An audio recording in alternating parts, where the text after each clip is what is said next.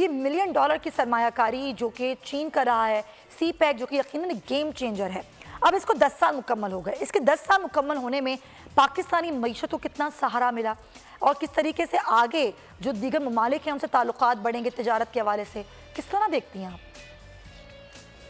دیکھیے یہ تو خوشائند بات ہے کہ 10 سال تکمیل کو 10 سال پہنچے، اور اس سے بھی زیادہ خوشائند بات ہے کہ اس کو سیلیبریٹ کرنے اور اس کو پہ اوتھینٹسٹی کا سٹیمپ لگانے جو ہے وہ چائنا سے ڈیلیگیشن آیا جس میں وائس پریزیڈنٹ شامل ہے.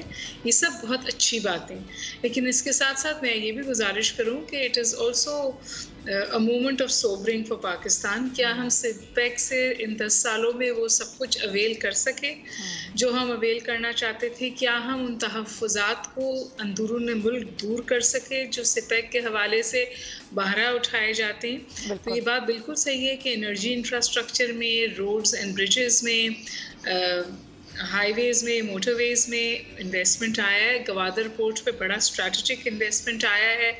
But the question still remains کہ کیا پاکستان اس سے ایسا مفاد اٹھا سکا جو ہم نے اس کو نام دیا تھا گیم چینجر کا؟ کیا پاکستان کی معیشت کے لیے وہ گیم چینجر ہے؟ کیا آج پاکستان کی معیشت 10 سال پہلے سے بہتر ہے یا اس سے خراب ہے؟ کیا ہمارے نوجوانوں کے پاس آج نوکری ہے یا نہیں ہے؟ سپیک نے نوکری پرووائڈ کی ہے، لیکن اوور آل جو آپ کی امپلائمنٹ لیولز ہیں وہ نیچے گئے ہیں. اوور آل آپ کی اسکول انرولمنٹ نیچے گئی ہے. اوور آل آپ کی جی ڈی پی نیچے گئی ہے. اوور آل آپ کی قوت خرید ایک انسان کی نیچے گئی ہے. تو یہ پازیٹیو اکنامک انڈیکیٹرز تو نہیں ہیں.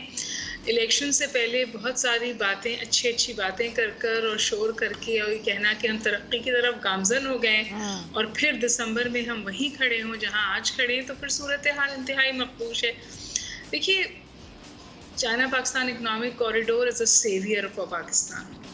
جس وقت پاکستان اکنامک آئسولیشن میں تھا، ڈپلومیٹک آئسولیشن میں تھا، اس وقت چائنا نے پاکستان کو بیل آؤٹ کیا تھا، اور چائنا تواتر کے ساتھ مشکل وقت میں پاکستان کو بیل آؤٹ کرتا ہے. اس وقت آپ کو IMF اس لیے پیسے دیے کہ چائنا نے آپ کو وہ ریکوزٹ پیسے سود پہ دیے ہیں تاکہ آپ اس لیول پہ پہنچ سکیں جہاں IMF آپ کو پیسے دیں. تو اگر میں دہرا دوں بات قیصر بنگالی کی کہ ہمارے جو آنے والے فائنانس منسٹرز ہیں ان کا کام یہ ہوگا کہ وہ صرف یہ فیصلہ کریں کہ انہیں کس سے قرض لینا ہے ایگزسٹنگ قرض کی سود اتارنے کے لیے، تو یہ غلط نہیں ہوگا. بالکل.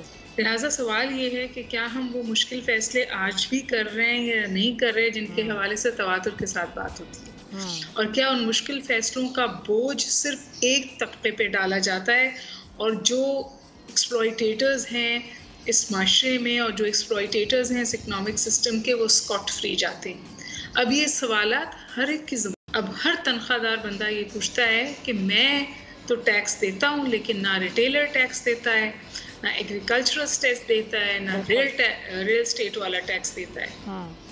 چائنا بھی غالباً ہم سے آ کر اس وقت یہی کہے گا کہ ہم آپ کے ساتھ کھڑے ہیں، لیکن آپ کو جو آپ کے اندرونی مسائل ہیں وہ خود حل کرنے پڑیں گے، چاہے وہ ہماری معاشی مشکلات ہیں اور معاشی بے وقوفیاں ہیں، چاہے وہ ہماری سیاسی پولرائزیشن ہے اور سیاسی چپخلش ہے جو اس نے پاکستان کو ایسے جکڑا ہوا ہے کہ پاکستان آگے ہی نہیں بڑھ پا رہا.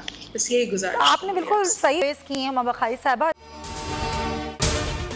اگر آپ کو یہ ویڈیو پسند آئی ہے تو سبسکرائب کریں اور بیل آئیکن پر کلک کریں.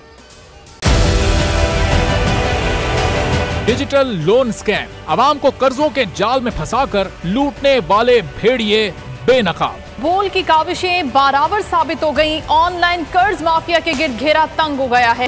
بول نے دیا اپنے عوام کا ساتھ، اٹھائی اس اسکیم کے خلاف آواز. بول کی ڈیجیٹل لون سکیم کے خلاف آگاہی مہم کی سب سے بڑی ٹرانسمیشن 59% عوام نے دیکھی اپنی اسکرین پر، کیونکہ بول ہے پاکستان کا نمبر 1 نیوز چینل.